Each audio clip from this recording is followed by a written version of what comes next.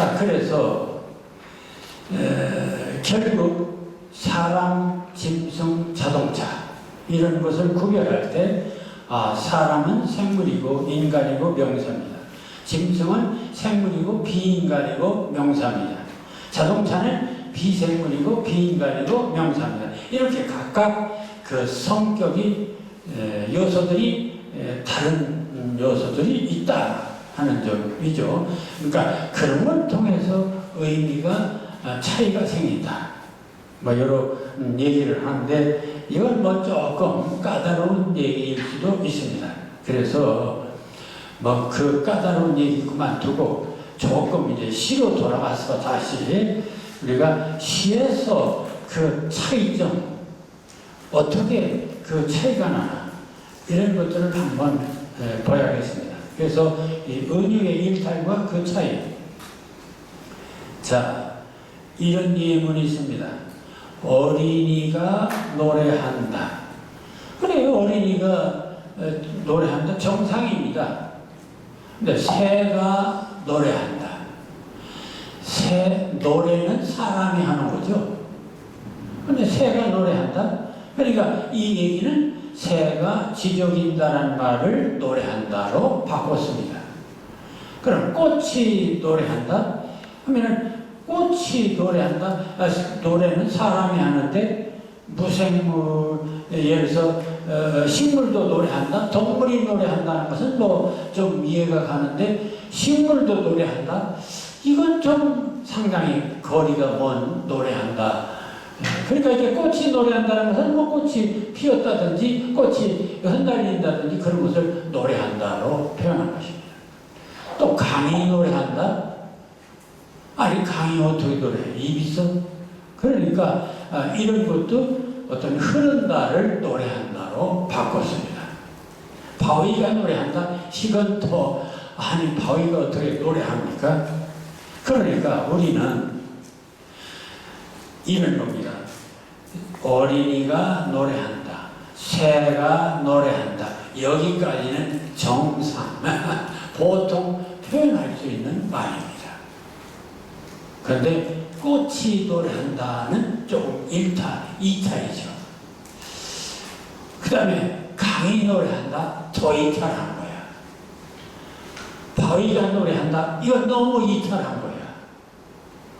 고독이 노래한다. 이건 더 이탈한 거야. 자, 이런 식으로 우리들의 의미가 원래 의미하고 멀어지는 그런 모습들을 이런 용법에서 발견할 수가 있다. 어린이가 노래한다, 새가 노래한다. 이게 정상적인 문장이에요. 그런데 시를 쓸 때는 꽃이 노래한다고도 할 수도 있고, 별이 노래한다고 할 수도 있고, 개가 노래한다고 할 수도 있고, 닭이 노래한다고도 할 수 있다. 이게 바로 이제 변화죠, 변화. 그 다음에 강이 노래한다, 산이 노래한다, 들이 노래한다, 구름이 노래한다, 하늘이 노래한다. 이런 발상의 전환을 하는 그런 오고, 캐리, 뛰어서 넘어가는 그런 발상의 전환 연습이 시인에게는 필요하다. 그렇지 않고는 창조 발전을 이룰 수가 없습니다. 그래서 마침내는 바위가 노래한다. 집이 노래한다. 이렇게 무생물이 노래한다고까지 나갈 수도 있다는 것입니다. 심지어 추상명사인 고독이 노래한다. 질투가 노래한다. 민주주의가 노래한다. 참 거기까지 가기 쉽지 않죠. 그러나 그러니까 상식적으로는 그렇게 할 수가 없어요. 그런데 이렇게 함으로써 의미를 변화시켜서 그 벗어남을 멀리 이렇게 함으로써 일탈을 좀 더 거리를 멀게 할 수 있다. 그러니까 시인의 작업이 바로 일탈 작업입니다. 그 여러분들이 평생 하는 일이 뭐냐? 어떻게 기존 개념을 일탈시킬까? 꽃이 피었다를 꽃이 노래한다. 꽃이 울부짖는다. 꽃이 미소 짓는다. 이런 식으로 정상적인 표현을 일탈, 벗어나 이 작업을 한 것이 바로 시적 창조 작업이다 라는 얘기입니다. 그러니까 그런 수많은 우리는 연습을 해가는 과정이 필요합니다. 그래서 심지어는 꽃이 노래한다, 강이 노래한다 정도가 아니라 무생물인 바위도 노래한다. 심지어는 고독이 노래한다. 그리움이 노래한다. 슬픔이 노래한다. 이런 식으로까지 발전해 갈 수 있는 발상의 전환. 이게 바로 은유의 기법, 메타포의 기법이다 하는 말씀을 드립니다.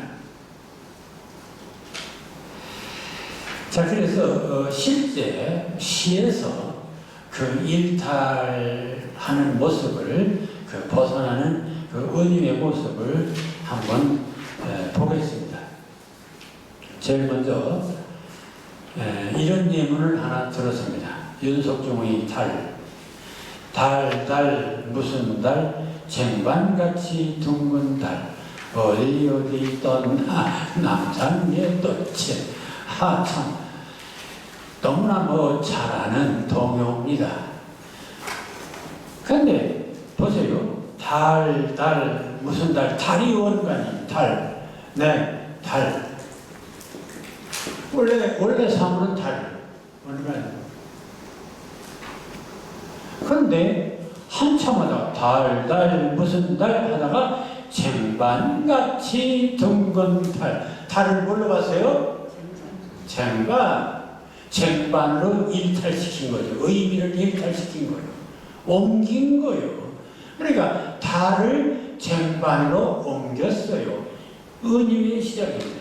이것을 직유법이다 비유인데 옮긴 건 마찬가지 아닙니까? 그런 점에서 직유고 은유고 그거 필요 없어요. 옮기면 다 은유죠. 메타포요. 영어로 보면 다 메타포요. 무슨 대윤이 황윤이 너덜분하게 윤자부터는 다 메타포예요. 그러니까 자, 달 무슨 달, 쟁반같이 둥근 달. 그렇습니다. 달을 쟁반에 쟁반으로 옮겼어요. 그런데 재밌는 것은 아주 재밌죠. 그 어린 동심처럼 재밌죠. 왜? 아주 쉽고 평범하니까. 너무나 잘한. 그래서 이 옮기는 방법 중에 달을 쟁반으로 옮기는 일은 당신의 얼굴은 쟁반 같다, 둥근 달 같다, 얼굴. 이것도 쟁반, 달 같다. 그때 이 얼굴이 달 할 때는 어떤 특징이 있냐면 다 이게 은유예요. 옮겼는데 얼굴도 둥글고 달도 둥글고 쟁반도 둥글고 뭐예요? 유사성. 유사점이 있다. 그러니까 유사한 점을 통해서 옮기는 거야. 그 사람 누구야? 전봇대예요. 키가 크다. 키 크다를 전봇대. 네. 유사성. 비슷한 점을 가지고 옮기는 방법입니다. 그러니까 최초의 은유는 비슷한 점을 가지고 옮깁니다. 그래서 어린이들 보고 시를 쓰려면 동시를 쓰는 사람들은 비슷한 것을 가지고 주로 시를 씁니다. 그래서 비슷한 걸 가지고 쓰기 때문에 여러분들 동시 문장을 보세요. 뭐뭐처럼 뭐뭐같이 라고 하는 직유가 엄청 많이 들어있는 것이 동시의 특징입니다. 동시 언어를 보세요. 전부 다 뭐뭐처럼 뭐뭐같이 비슷한 유사성. 그러니까 달과 쟁반 사이에 옮기기는 옮겼는데 거리가 어때요? 많이 옮긴 게 아니죠. 그러니까 정도가 짧다. 거리가 그렇게 많이 옮겨진 것은 아니다. 그런 얘기입니다. 그러니까 동시에 어린이들을 많이 옮길 수가 없습니다. 상상력이 그렇게 풍부하지 않으니까. 그러니까 동시 같은 것은 많이 옮겨진 은유가 아닙니다. 다음 볼까요? 너무나 유명한 내 마음은 호수요. 내 마음은 호수. 마음을 호수로 옮겼어요. 마음을 호수로 옮겼습니다. 이 달하고 쟁반은 아주 시각적으로 보았는데 마음을 호수로 옮기다. 마음은 심리예요. 이 호수는 잔잔한 물결입니다. 그러니까 이 마음을 호수로 옮긴 건 달과 쟁반보다는 거리가 멀죠. 거리가 멉니다. 마음을 호수로 옮겼다. 거리가 상당히 멉니다. 다만 그래도 여기 공통점이 있습니다. 그건 뭘까?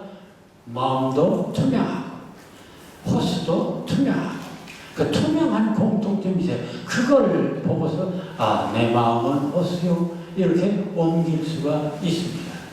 그래서 마음은 호수 이렇게 옮겼어요. 그러니까 달달 둥근달 쟁반까지 둥근달 쟁반과 달 사이의 거리보다는 멀다 하는 것을 알 수 있죠. 그 다음 참 고운 물살 머리카락 풀어 적셨네. 참 고운 물살. 물살이 원관입니다. 물살로 뭘로 바꿨어요? 참 고운 물살 머리카락 풀어 적셨네. 머리카락으로 바꿨습니다. 그러니까 물살을 머리카락으로 바꿨다. 그러면 물살하고 머리카락, 물살은 자연 현상이고 머리카락은 사람 머리. 그럼 여기 이건 공통점이 있나? 굳이 찾는다면 꾸불꾸불한 거, 꾸불꾸불한 것이 있죠. 그러니까 머리카락도 꾸불꾸불, 물살도 꾸불꾸불 한 공통점이 있습니다. 그 나머지는 없어요. 그러니까 내 마음은 호수요처럼 그것도 거리가 쟁반같이 둥근 달보다는 멀죠.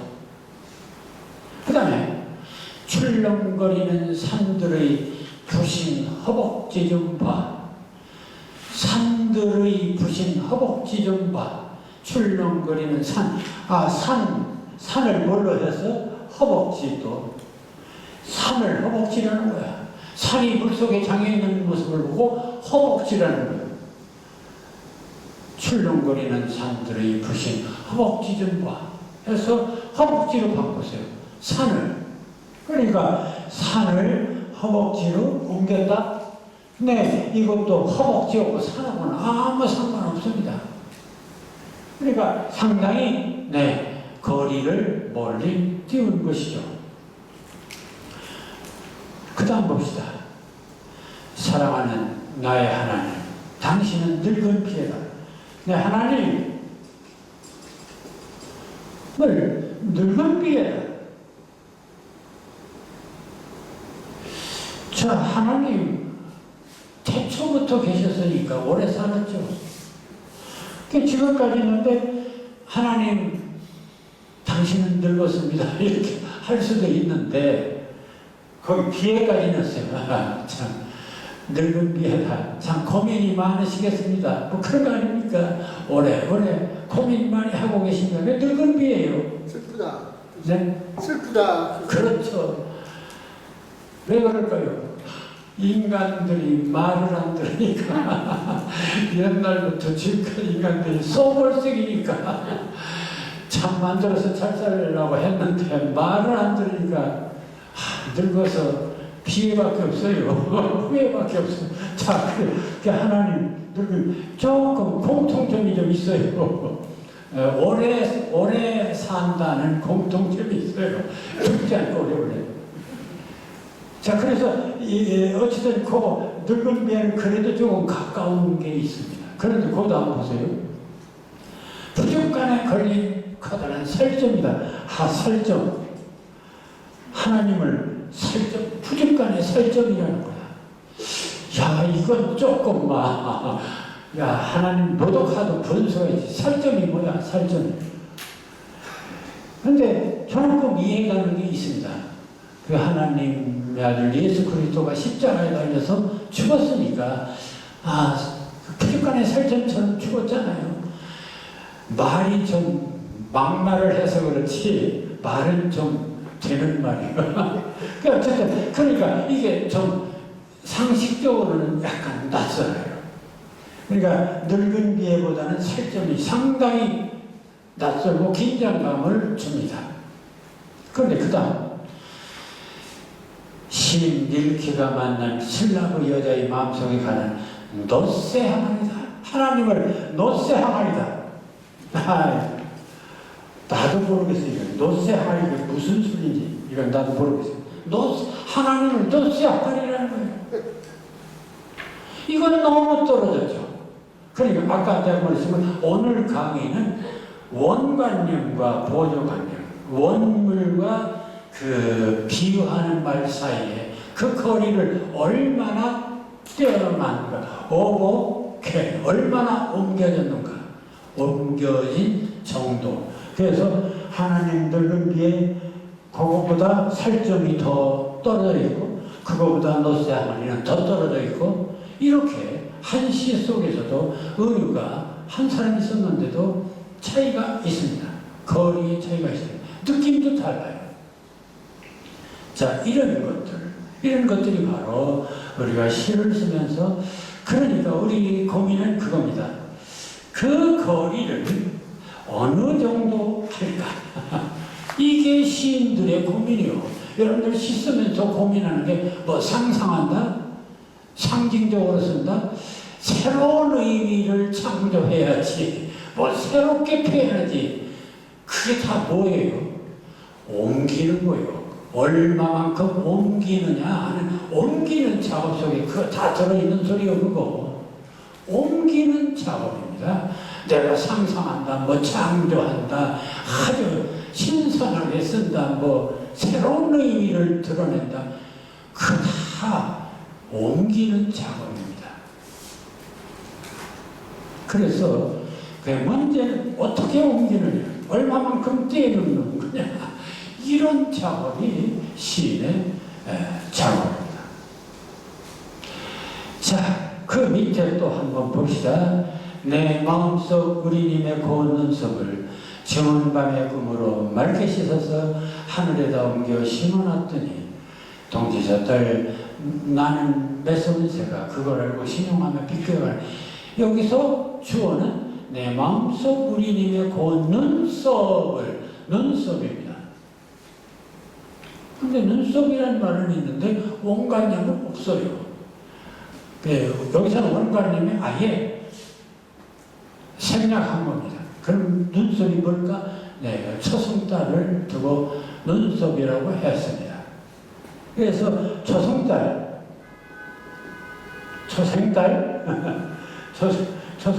눈썹. 네, 눈썹이라 했습니다. 눈썹. 자, 초승달을 눈썹으로 옮겨놨어요. 이거 상당히 옮긴 것입니다. 근데 모양이 초승달도 이렇게 칼날 같고 눈썹도 칼날 같으니까 좀 비슷한 점이 있죠. 좀 비슷한 점이 있습니다. 그런데 이 서정주 시인은 그 비슷한 점 그걸 노리고 한 것이 아니라 내 마음속 우리님의 고운 눈썹 이렇게 했습니다. 그래서 눈썹은 눈썹인데 우리 눈썹이 아닙니다. 내 마음속 우리님의 고운 눈썹이야. 그러니까 이건 엄청 꽈배기를 많이 한 것입니다. 그래서 이런 것을 수식형 은유, 이제 중복적인 수식형 은유라고 말하는데, 어쨌든 이것도 초승달과 눈썹 사이 거리를 상당히 둔 시다. 그 다음 시를 좀 보겠습니다. 낡은 아코디언은 대화를 관뒀습니다. 여보세요, 빵빵따리야, 마르주카. 디젤 엔진에 피는 들국화. 왜 그러십니까? 모래밭에서 수확이, 여인의 허벅지, 낙지까만 그림자. 제목을 보니까 조향의 바다의 청계라고 했습니다. 자, 이게 뭔 소리냐 도대체가. 이 시는요, 보면은 제목을 보니까 바다의 청계요. 그러니까 이 사람이 아마 바다를 최초에 생각했습니다. 바다.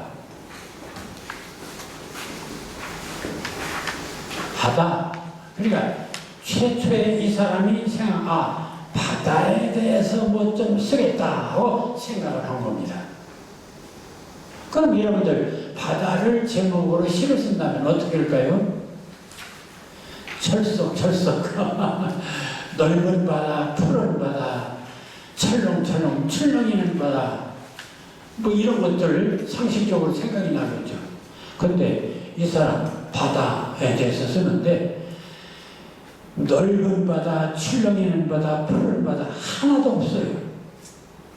없고 보니까 낡은 아코디언은 대화를 관뒀습니다. 이게 뭐 뚱딴지 같은 소리야.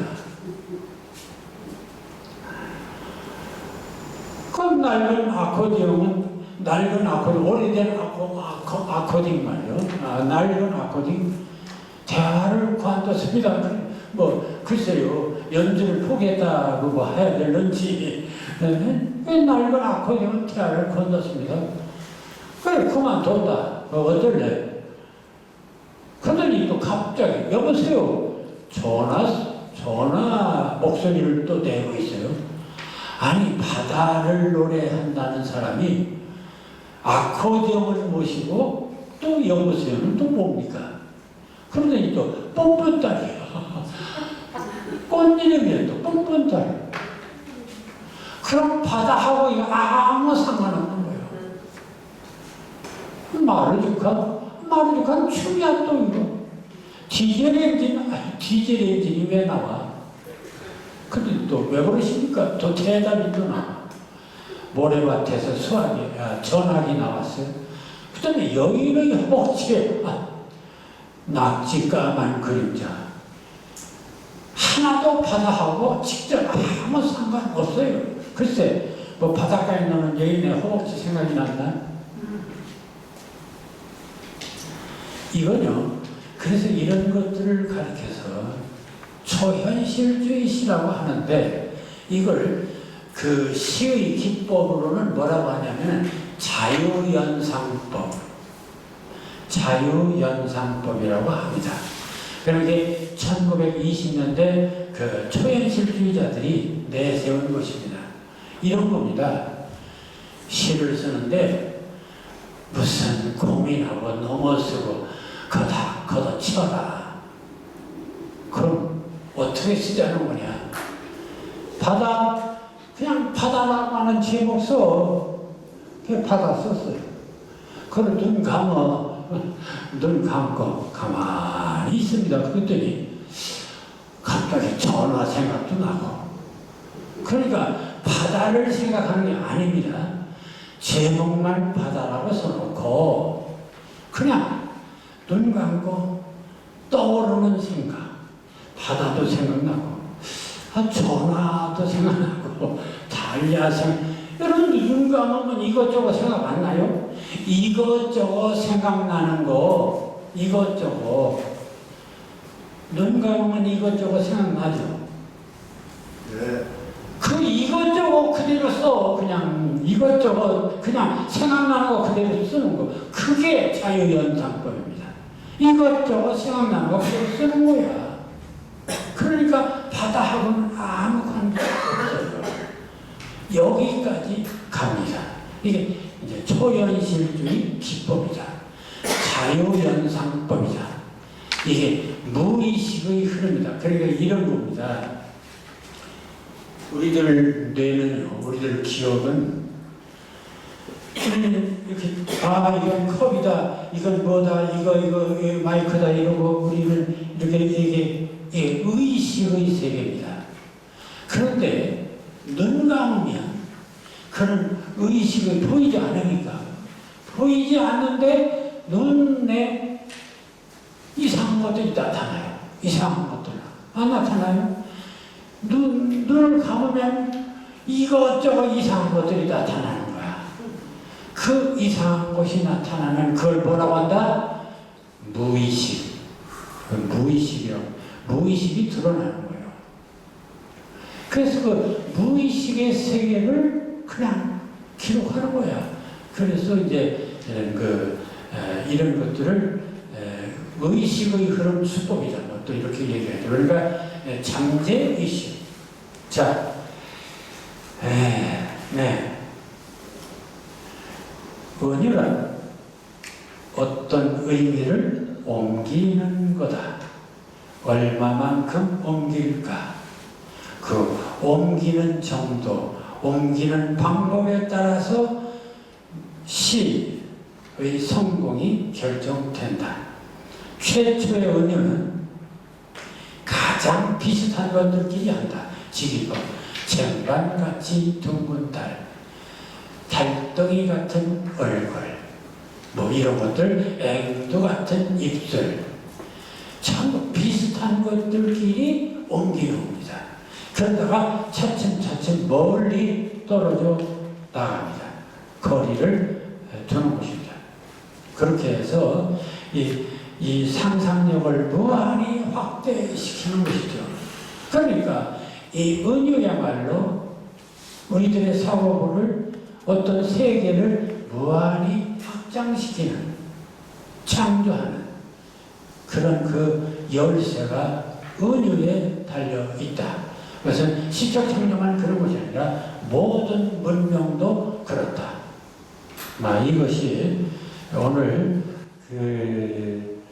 은유의 일탈과 낯설음의 정도